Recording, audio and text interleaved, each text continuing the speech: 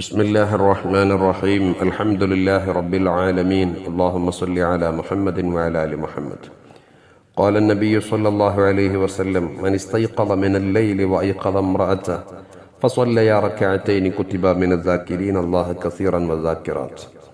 ആരംഭ റസൂലുള്ളാഹി സ്വല്ലല്ലാഹു അലൈഹി വസല്ലം തങ്ങൾ പറയുന്നു, ഒരാൾ രാത്രി ഉണരുകയും അദ്ദേഹത്തിന്റെ ഭാര്യയെ ഉണർത്തുകയും ശേഷം രണ്ടുപേരും 2 റക്അത്ത് നിസ്കരിക്കുകയും ചെയ്താൽ പരിശുദ്ധമായ ഖുർആനിൽ അല്ലാഹു സുബ്ഹാനഹു വ തആല ദിക്ർ ചൊല്ലുന്ന ആണിനെയും പെണ്ണിനെയും പരിചയപ്പെടുത്തിയിട്ടുണ്ട്.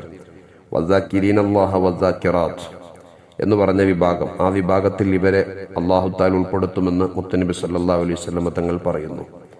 ഇതിനോട് ചേർത്തി വായിക്കേണ്ട മറ്റൊരു ഭാഗമാണ് റസൂലുള്ളാഹി സ്വല്ലല്ലാഹു അലൈഹി വസല്ലം തങ്ങൾ പറഞ്ഞിട്ടുണ്ട്, റഹിമല്ലാഹു റജുലൻ ഖാമ മിനൽ ലൈൽ ഫസല്ല വഅഖള ഇംറഅതഹു ഫഇൻ അബത് നളഹ ഫീ വജ്ഹിഹൽ മാ. ഒരു പുരുഷൻ, അദ്ദേഹത്തിന് അല്ലാഹു തആല റഹ്മത്ത് ചെയ്യട്ടെ എന്ന് റസൂൽ പറയുന്നു. റഹ്മത്ത് ചെയ്യും. എന്താണ് ആ മനുഷ്യന്റെ വിശേഷണം? അയാൾ രാത്രി എഴുന്നേൽക്കും, ശേഷം അയാൾ നിസ്കരിക്കും, എന്നിട്ട് അദ്ദേഹത്തിന്റെ ഭാര്യയെ വിളിച്ചുണർത്തും. ഭാര്യ ഉറക്കത്തിന്റെ ആലസ്യത്തിൽ തിരിഞ്ഞു കടക്കാൻ നോക്കുമ്പോൾ, അതല്ലെങ്കിൽ വിളിക്കുമ്പോൾ തടഞ്ഞു നിൽക്കുകയാണെങ്കിൽ അവളുടെ മുഖത്തേക്ക് വെള്ളം കുടഞ്ഞ് അവളെ എഴുന്നേൽപ്പിക്കും.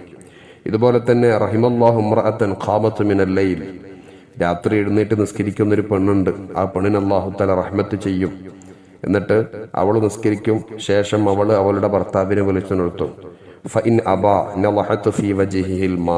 ഭർത്താവ് ഉറക്കത്തിന്റെ ക്ഷീണത്തിലോ ആലസ്യത്തിലോ എഴുന്നേൽക്കാതെ മാറി നിൽക്കുമ്പോൾ ഭർത്താവിന്റെ മുഖത്തേക്ക് വെള്ളം കുടയും. എന്നിട്ട് അവനെയും വിളിച്ചു നിർത്തിയിട്ട് ഇബാദത്തിലേക്ക് പ്രേരിപ്പിക്കും. ഇങ്ങനെയുള്ള പെണ്ണിനെയും അല്ലാഹു തആല റഹ്മത്ത് ചെയ്യട്ടെ എന്ന്. അല്ലാഹുവിന്റെ റഹ്മത്ത് കിട്ടാൻ പ്രധാനപ്പെട്ട കാരണമാണ് കുടുംബസമേതം ഇബാദത്തിന്റെ മധുരം അനുഭവിക്കുക എന്നുള്ളത്. മുത്തനബി തങ്ങൾ എഴുന്നേൽക്കുമ്പോഴേക്ക് ആയിഷ ബീവി എഴുന്നേൽക്കുന്നു, രണ്ടുപേരും നിസ്കരിക്കുന്നു. ജമാഅത്തിന് റസൂലുള്ളാഹി പള്ളിയിലോട്ട് പോകുന്നു, ആയിഷ ബീവി വീട്ടിൽ വെച്ച് നിസ്കരിക്കുന്നു. സുഹൃതധന്യമായിട്ടുള്ളൊരു കുടുംബ പശ്ചാത്തലം നമുക്കുണ്ടെങ്കിൽ നമ്മുടെ വളർന്നു വരുന്ന മക്കളോ ഇനി ജനിക്കാനുള്ള മക്കളോ ഒന്നും പിഴച്ചു പോകൂല. അബൂ യസീദുൽ ബിസ്താമി റളിയല്ലാഹു അൻഹു പാതിരാത്രി ബാപ്പയുടെ റൂമിന്റെ ഉള്ളിൽ നിന്ന് അരന്റെ വെളിച്ചത്തിൽ ബാപ്പ എന്തൊക്കെയോ ചെയ്യുന്നത് കണ്ടു. മകൻ പോയി ചോദിച്ചു, എന്താണിത് ബാപ്പ? നിസ്കാരത്തെക്കുറിച്ച് പറഞ്ഞു കൊടുത്തു. അപ്പോൾ ആ 10 വയസ്സുള്ള അബൂ യസീദുൽ ബിസ്താമി റളിയല്ലാഹു അൻഹു, ചരിത്രം വിശാലമാണ്, ഇതിലേക്ക് ഞാൻ കിടക്കുകയല്ല.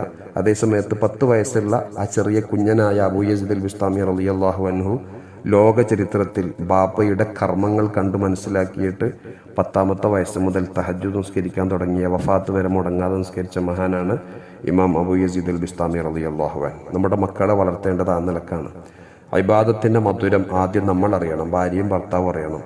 ശേഷം അത് കണ്ട് മക്കൾ പഠിച്ച് മക്കൾക്കും അതിന്റെ മധുരം പകുത്തു നൽകാൻ നമുക്ക് സാധിക്കണം. നമ്മുടെ കുടുംബ പശ്ചാത്തലം അല്ലാഹു തആല ആത്മീയ ദർപ്പണത്തിൽ ഒതുങ്ങി നിന്നുകൊണ്ട് അള്ളാഹുവിൻ്റെ റഹ്മത്തിന് കാരണക്കാരാകുന്ന വിഭാഗത്തിൽ ഉൾപ്പെടുത്തി സന്തോഷത്തോടെ ജീവിച്ച് സന്തോഷത്തോടെ ഖൽബിലങ്കി മുത്തുനബിയെ കണ്ട് ഈമാനോടെ മരിക്കാൻ അല്ലാഹു തആല തൗഫീഖ് നൽകട്ടെ.